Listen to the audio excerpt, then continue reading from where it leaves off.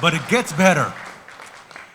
His victory party was right here in McAllen, Texas. Guess where? At Quinta Mazatlan, where we were a couple of hours ago. So it is my honor, my pleasure to invite a friend of South Texas, actually a friend of Texas.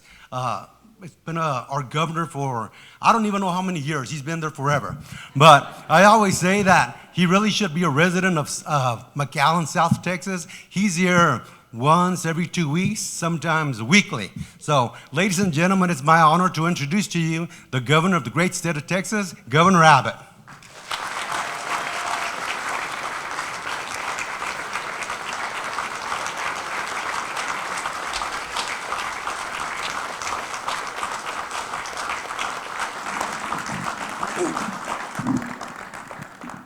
Let's see, are these live? Yeah. Governor, welcome. We were kind of talking a little bit with well, first of all, I don't know if you know, but we have mayors we're representing from San Antonio to Brownsville, Laredo, Alice, throughout South Texas. So we're very happy to have them there, and I know they're very happy to have you. And we were talking about what are we going to discuss, and I said, I'm going to take it easy on the governor. So, but anyway, well, how was your trip, first of all? Trip was great, as always. Piece of cake. Listen, while we're making introductions, I want to make sure we know we got State Representative Ryan Guillen, as well as Senator Hinojosa with us here today. Yes, Janie Lopez, also with us here today. Representative Janie Lopez from Cameron County, Willisey County. And then we have a bunch of mayors from, if I could, we just named them. But we'll give you a list because there's too many, and it's so excellent. But Governor, we only have a little bit of time, so there's a couple of questions, very important questions that we thought we want to talk about. And one of them is, first of all, we have been doing great in Texas when it comes to bringing in business and our economy. What are some of the secrets, or what do you advise us, or what have you been doing to be able to do what we're doing? Sure. I will tell you what we're doing, but it really is based upon what CEOs tell us. Now, first of all, it's the CEOs who rank Texas as the #1 state to do business in for more than 20 years, and the state with the best business climate. And so we listen to what they say, what they demand, and what their advice is. And one thing they say is that Texas moves at the speed of business. I cannot overemphasize how important this is. Time is money. It's a reality. And the similar reality is that other states, other governments, do not operate as fast as Texas does. That speed causes businesses to decide to locate here, even if there are maybe better financial incentives given by some of the location, knowing that the cost of doing business is so much lower because the speed at which we do business. One factor that accelerates that speed of doing business is that we work to accelerate the permitting process. We follow the law, follow the rules, but there's no reason to drag our feet in that process. Someone who is and very assistive in helping us accomplish that goal is the chair of the Texas Commission on Environmental Equality, John Niermann. John, where are you? Why don't you stand up so everybody can see you?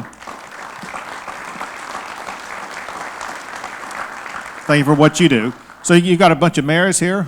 We got the leaders of the state of Texas here with us. But along those lines, let me just say one quick story that captures why so many businesses are coming here, knowing that what I'm about to tell you applies to every single business in the entire state. If you are here, or if you're looking to expand here, know that the state of Texas wants to work with you the same way that we do in this story. In April of 2020, Elon Musk gave me a phone call and said he needed to build a gigafactory, and he needed to be able to get that gigafactory done, which is more than a mile long, larger than the Pentagon, needed it completed with vehicles rolling off of it in less than 18 months. I don't know if any of you guys have built a house, but it takes a long time just to build a house, let alone a mile-long gigafactory. I committed to Elon Musk in Texas. We move at the speed of business. We will get that project done. From the time of that till turning the dirt, till building out the gigafactory, to putting the intricacies of a gigafactory in there, to finishing completion, to having vehicles roll off of it, he was able to do it in less than 18 months.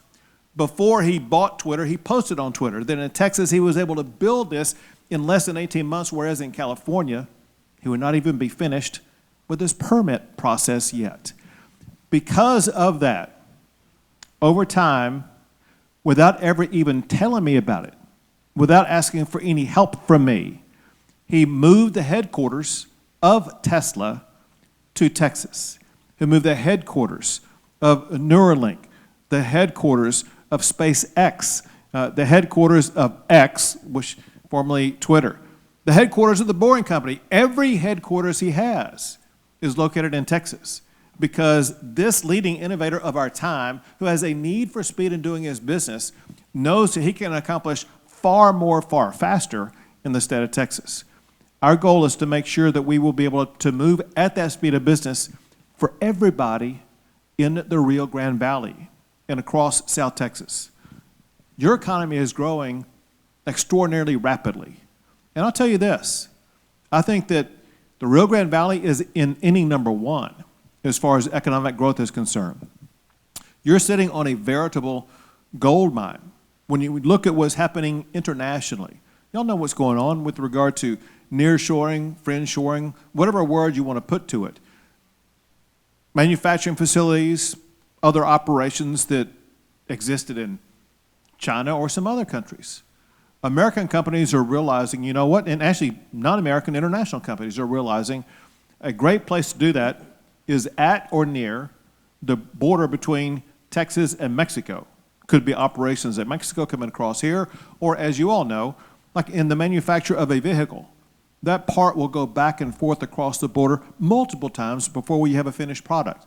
Same thing is true on steroids when you look at what is coming.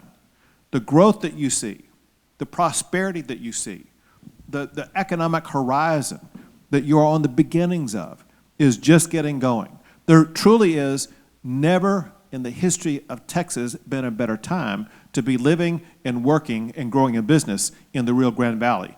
And know the state of Texas will be there with you every step of the way to make sure that you will be able to succeed. Good, appreciate it.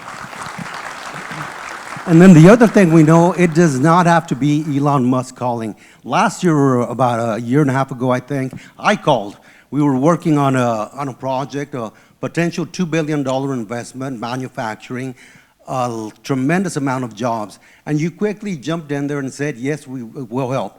Unfortunately, you're far more important than Elon Musk. Unfortunately, the federal administration changed and it fell through. But can you please tell our mayors what type of incentives, what does the state offer to attract business or manufacturing, whatever? Sure. So this is important for cities or city leaders or county leaders or anyone who's involved in the process of trying to incentivize and encourage business development in this area.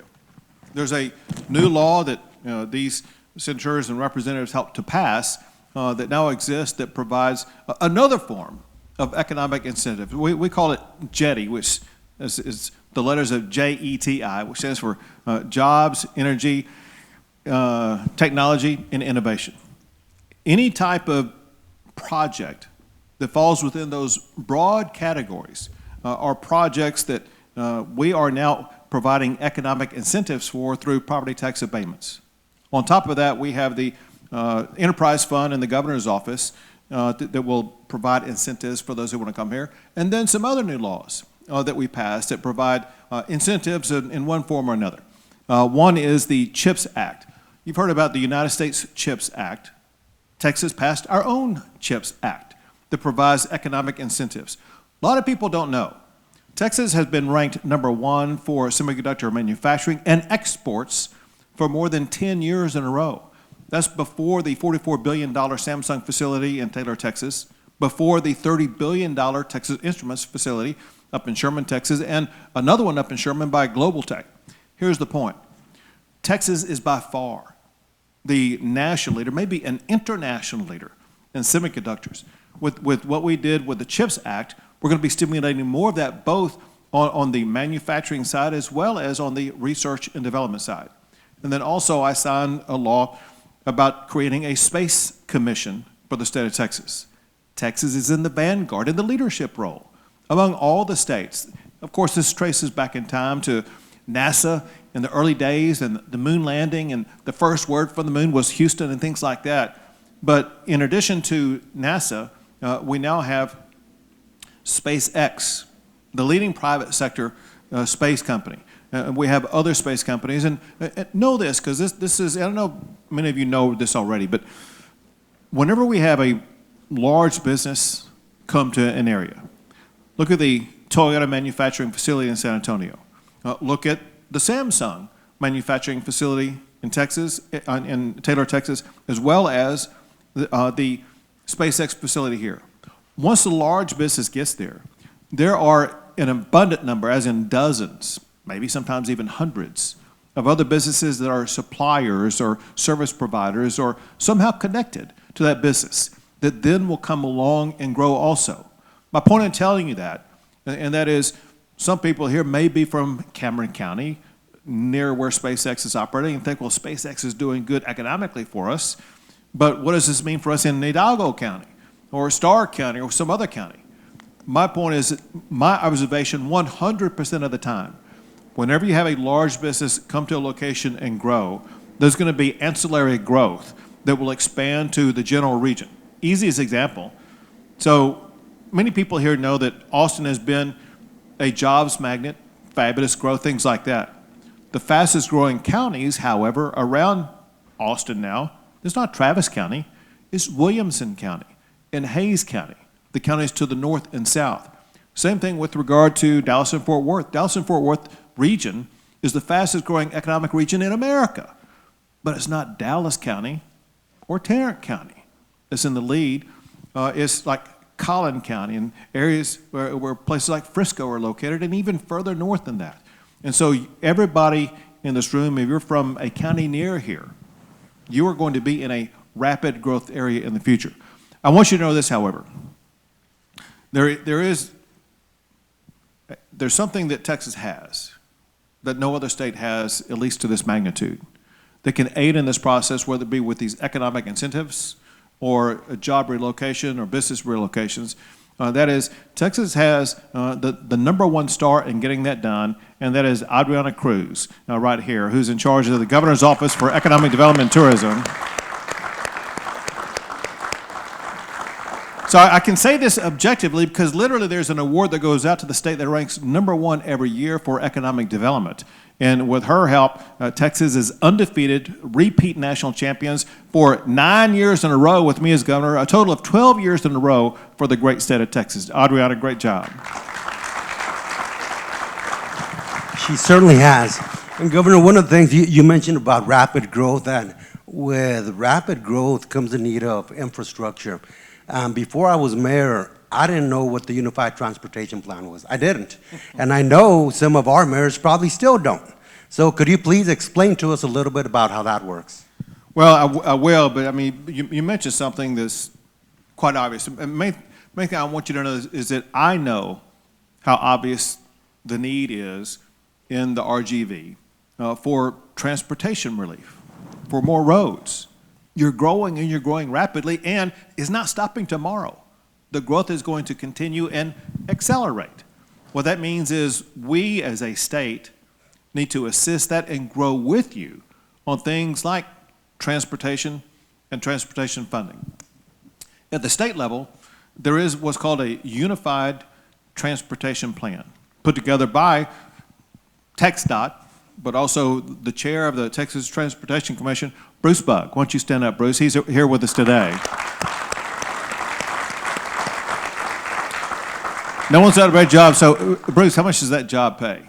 If you just cover my expenses. There you go.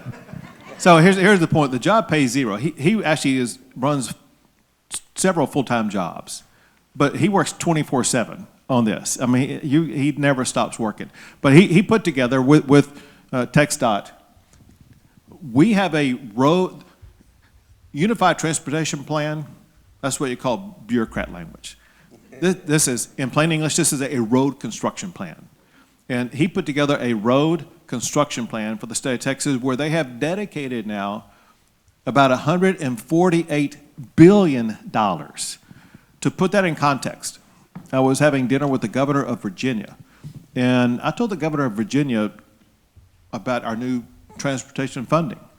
It's one of those double take. He dropped his fork, looked back over at me. You said, what? And I repeated the $148 billion. He said, that's almost twice the entire budget for the Commonwealth of Virginia. And it shows how very large our budget is. Let's bring this back down to the Rio Grande Valley. Know this, and that is, currently, we're spending more than ever before for roads in the Rio Grande Valley. What this new road construction budget does, it more than doubles the amount of money dedicated to building roads in your area, ensuring that you will have the roads that will match your growth, that will provide a good quality of living in your community, knowing that the residents here are going to be able to traverse the regions and get to the places they want. Excellent. And Governor, hold on a second, I forgot something else, because there's somebody else out here. To make sure that we're going to have the RGV taken care of with regard to its road needs, I wanted to make sure that I appointed as a commissioner on TxDOT someone from this area, and that's Alex Mead, right here. I got a question for you. So, no, you said the other night, and I can't remember what you said, but you said it's been X number of years since TxDOT has had a commissioner from the Rio Grande Valley. How many years is that? 30 years. Well, it's about time that you had a commissioner from the RGV, and you got it in Alex Mead. You know, I always assume people know, like, what I know, and I have no idea if everybody here knows you. I always think everybody here knows you, but he's a tremendous asset because he knows government operations like the back of his hand, knows economic development like the back of his hand, knows financing and businesses, so he kind of brings to the table everything that's needed to be very successful, and he knows my gratitude for him. I give him special missions on occasion to go to certain locations across the state of Texas to hammer out challenging issues, and I appreciate that. Y'all have no idea what a jewel you have in having Alex Mead working for you every day in the Rio Grande Valley to build more roads in this region. Okay, Governor, this is a toughie because I think this is an issue that I guess mayors, commissioners, county judges throughout the state of Texas are facing right now. Well, I guess maybe not around Houston, that area, but water or lack thereof. What are we doing, or what is the state of Texas? I know there's things that we're trying to do, but a lot of the times we're strapped and we look towards the state. What can the state possibly do? What are we looking at? So, first of all, it's a huge issue. And you said maybe not in Houston. Actually, it's a huge issue in every region of the state of Texas. However, it may be more profound here for two reasons. One is I know there are some vast areas around here that have drought, but also there's another fact, and that is that this region and our state has not received the water that we are due based on the water treaty with Mexico. If I were president, one of the first things I would do would be to order Mexico, you have to comply with the water treaty that we entered into last century to make sure that Texans and the RGV gets the water they need. Second thing, and that is that Texas as a state, we're not going to wait for the federal government to do their job.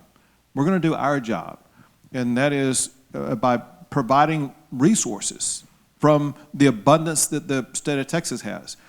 But I'm going to walk you through several maybe government acronyms, but we've had what's called the SWIFT plan, which is a large, heavily funded program to fund water development projects across the entire state.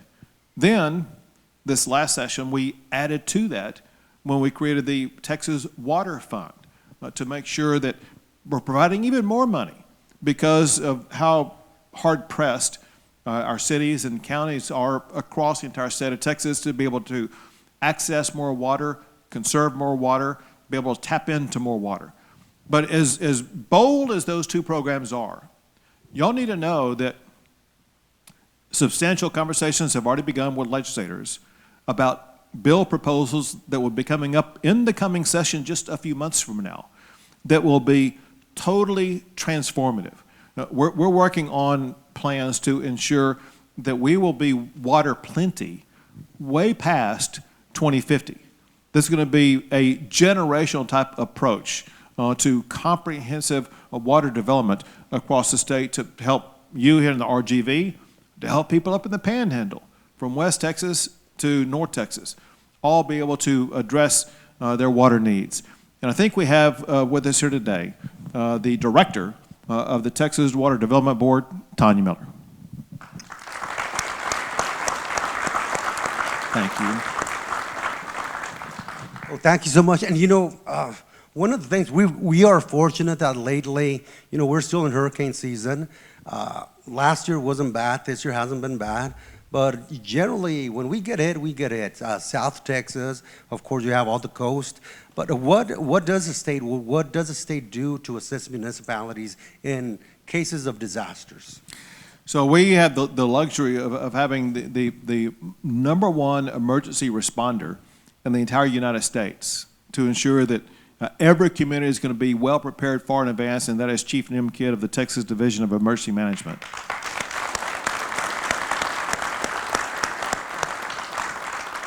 I'll be flat out astonished if there's a mayor or county judge here or any government official who does not know his name, does not have his number on speed dial. Because you mentioned hurricanes, which are a problem here. They're separate from hurricanes. There are non-hurricane-based flood events. They could even have some, because of the drought, some wildfire type events. It doesn't matter what your emergency is. Texas has the premier emergency agency in the country to help you respond. But let's talk, to put this in context, look through the lens of a hurricane. So let's say, remember when Beryl was barreling toward Texas?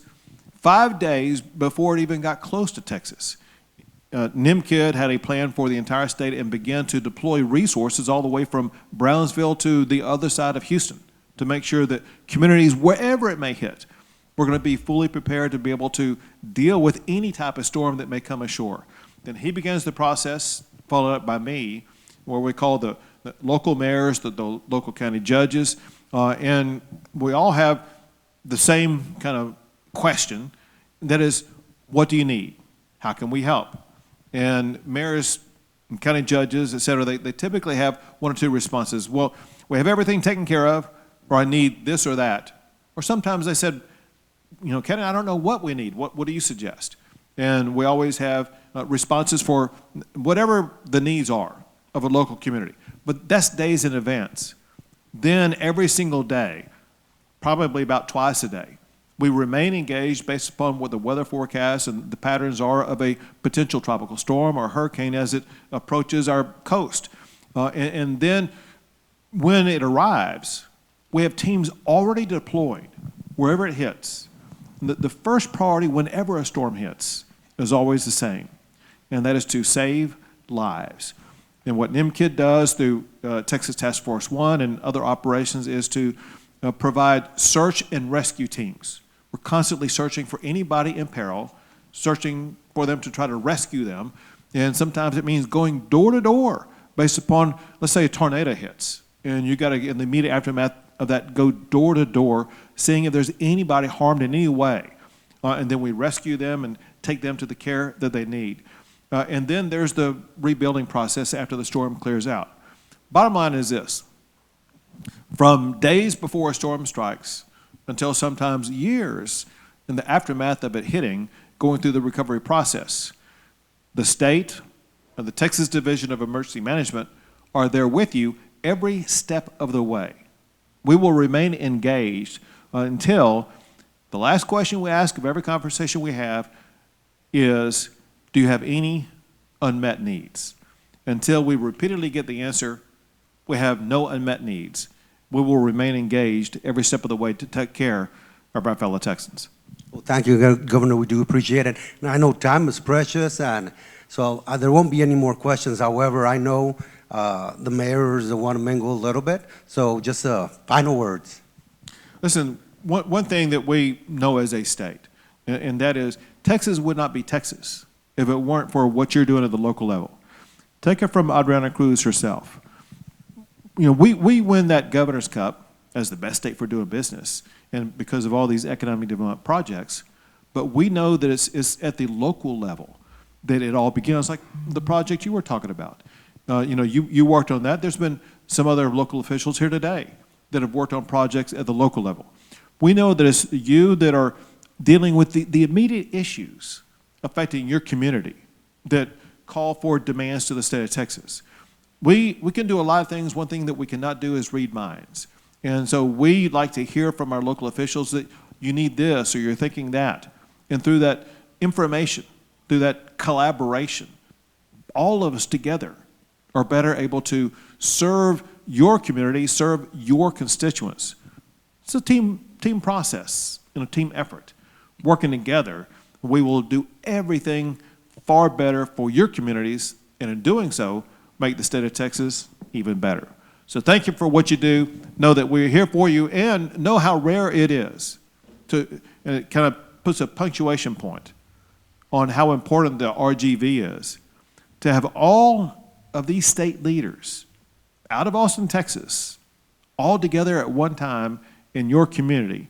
It shows how much they and I think of the RGV. Know that you have the opportunity to talk to the lead operators of the state of Texas here today in a way that you can get information to make your community even better. So thank you very much. Know we are here to serve you any way we can. Ladies and gentlemen, Governor Abbott.